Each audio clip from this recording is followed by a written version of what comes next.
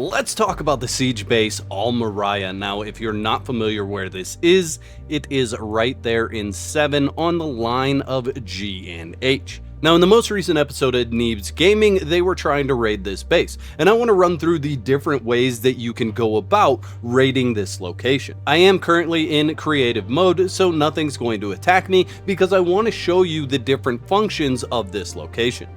First of all, let's talk about the gates. You can do a frontal assault on the gates. The first 2 gates have 30,000 hit points, and that means that 4 bombs will actually destroy this gate. And if you didn't know, you can just bump into the bombs in order to get them to ignite. Now with 4 bombs, the first gate is destroyed. Now here's what happens when you do damage to the base. The enemies in the area will start to swarm you. And as you start to defeat those enemies, more of them will spawn.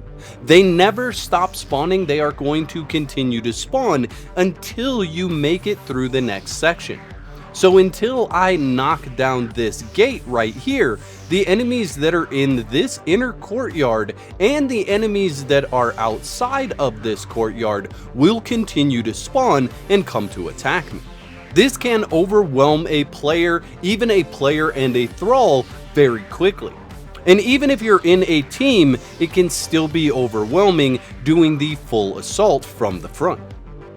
However, if you want to make it through the second gate and you want to attack it like this, my recommendation is that as quickly as possible, you place another 4 bombs at the second gate. Then, if you can explode that gate and live through the encounter, what's going to happen is the first ring, the outer ring of enemies, is going to stop respawning. This inner ring is still going to respawn, as well as the inner courtyard. So once you get to this point, you still have 2 sets of enemies spawning in and coming to attack you. Now, if you stay away from this area, this gate, the outer enemies in that outer courtyard are not going to run in to attack you. You have to make it to an area where you're going to capture aggro. However, this area that we're in right now is the most dangerous area. The enemies that spawn in here spawn on an absolutely ridiculous speed, and if you're not careful, it's likely you'll get overwhelmed by the enemies that spawn in this courtyard. And then here's where we have the curveball. Once we get to this point, we have a gate that has 42,000 total hit points. So for this gate, we actually have to set 5 bombs in order to destroy it. And even with the 5 bombs, it is going to take some time for that gate to disappear from the burn damage. Now once you get into this area, everything that's outside will stop spawning. You will have to deal with whatever followed you into this area, as well as the 4 enemies that are right inside. If you can make it to this point, you are in a position where you can finish this location very easily. For the next door, we'll just place a single bomb, and you can see it has a 12,000 total hit points, and if we explode that bomb, it should go away. Sometimes I have to use 2 bombs in this location in order to get it to go away. We'll take a look at the door. You can see that's slowly ticking down. So if you want this process to be faster, simply place 2 bombs in this location and it will go away very quickly. Now the other option at this point in time is to pick up one of the battering rams that are scattered around the area. One of the easiest ones to grab is right out here, just inside the first gate. They are rather heavy, they weigh 50 weight, so keep that in mind. You don't want to be carrying a whole bunch of stuff already when you pick up this battering ram. However, as you can see, we still have 2,400 hit points left on this door. So having the battering ram can save you some resources and not have to use as many bombs.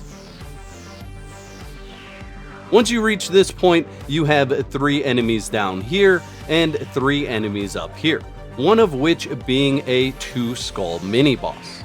This 2-skull mini-boss, when you defeat him, will actually drop quite a few of the demon fire orbs. So if you made it to this point and you can't continue on with the resources that you brought, kill him, look in his inventory, and use the demon fire orbs to destroy the final door to get to the end section of this raid place. We'll go ahead and place 2 bombs there, and I'll show you that it does actually explode those doors instantaneously. And there you go, it's destroyed the door, and we have made it to the final section. In the final section, you have 2 enemies. One of them normally throws orbs, and then we have the final boss. If we defeat the final boss, you can see he does have some pretty good loot in his inventory. He's got hardened steel punching daggers, a bunch of pure aloe extract, some hardened leather, some alchemical base, a Grand Master weapon repair kit, a Grand Master armor repair kit, a bunch of ichor, and some dragon powder. But the real treasure that's up here lies on the ground. You want to interact with each one of these coin piles in order to receive an absolutely enormous amount of gold. So if we pick all that up, you can see we have 9,484 gold coins. Now, something that's currently happening is as you clear out the Marayah base, if you come back to your base, you'll see that there's just an absolute ton of these enemies spawning in my base. This is a bug that's currently happening. I haven't figured out how to avoid this bug from happening, but you want to be aware of this and be ready to defend your base when you get here. Now, there's a much easier way to attack this structure, and for this I'm going to drop all my bombs that I had and the battering ram, and I'm going to show you how to get in here. I've shown this multiple times on my channel, but this is by far the easiest way to get through this content. So we're just going to run and jump to here. We're going to run down, run along the side, come up here, and we're going to jump over, and we should have grabbed hold there. We didn't, so I actually need to run over here, jump up, and we can come up right here instead. However we do it, we want to get up to this point. So whatever works for you is what you're going to need to do. But we want to get to right here. We're then going to climb this wall. And as you can see, we're climbing in areas where there are no spikes. We're going to drop over the side here. We want to get into the back of this. We're going to pick up all 4 of these bombs. We're also going to go in here and pick up that. We may have to kill 1 enemy on the way out. We actually can just skip past them. However, if we come in here, there is a Musashi's Black Blade that you're going to want to grab right there. And then we're just going to climb up again. Now, I am not in God mode. I am not in creative mode. I am not cloaked. Everything can attack and hit me and cause damage. We're then going to come around this way. We want to look for this tower right here, and we're going to climb up this.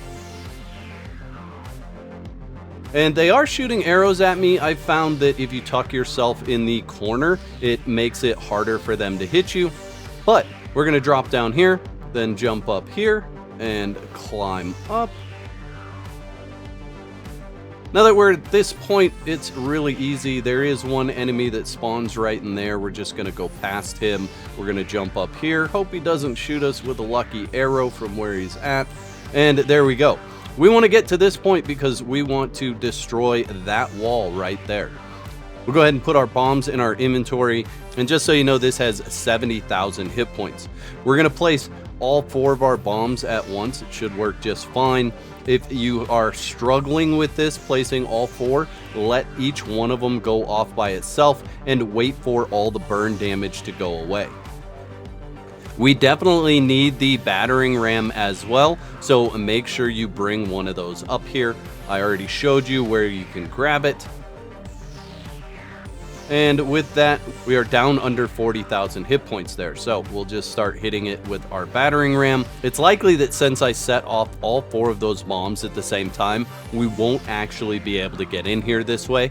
And I definitely recommend setting off each bomb one at a time. Now, damage with the battering ram is increased based on your strength. So if you are a strength character, you will do more damage to building pieces with the battering ram. And there you go, you can see I broke the battering ram with 253 hit points remaining. So if you place 3 bombs, let them burn out, and then place 1 bomb and let that burn out, that would work. However, I can just use my katana to get in here, and then we will start working our way through this boss and his little helpers here. So there's that guy taken care of. He hits rather hard, and if you lose your stamina like I do, you can be in big trouble. But one of the tactics that I use is to pull him up here like this and then drop down below. That's the way that you can give yourself a bit of room from him. We'll go the opposite direction this time. That way the other lady can't just hit me right off the bat. There we go. So we got to heal in, but this strategy works real well, bringing one of them up here and fighting him by himself or at the same time, and then being able to drop over the edge will give you a bit of time so that you can fight them a little bit easier. But for the most part, if you just continue to attack him as much as you possibly can, then that's the best way to do it. And we've defeated him again. That is by far the easiest way to get in here and to complete this content. Now, for those of you that are playing sorcerers, this can actually work in your favor using the invisibility. Now, when you are invisible, you cannot be detected by any enemies. It's not like they hear you running by or anything like that. You can even bump into them and they don't pay attention to you. You can also place bombs while you're invisible. However, when you explode the bombs, it is actually going to take you out of the invisibility mode. So you can place as many bombs as you want invisible, but as soon as the explosion goes off, you will be visible again. So if we just stand back here and watch, you can see as soon as it explodes, I am then rendered visible. So you could set this up in a way where you go in, you place the bombs, you run out, and then use arrows to ignite those canisters from afar, then go back invisible and continue the process like that. It would be a bit more cumbersome, but if you want to play with some sorcery and make your way in stealthily, this is an option for you. I'd like to thank all my YouTube members for your continued support. Y'all are absolute legends. Don't be out of whack. There's another video on the screen right now that you can watch to show support for more of my content.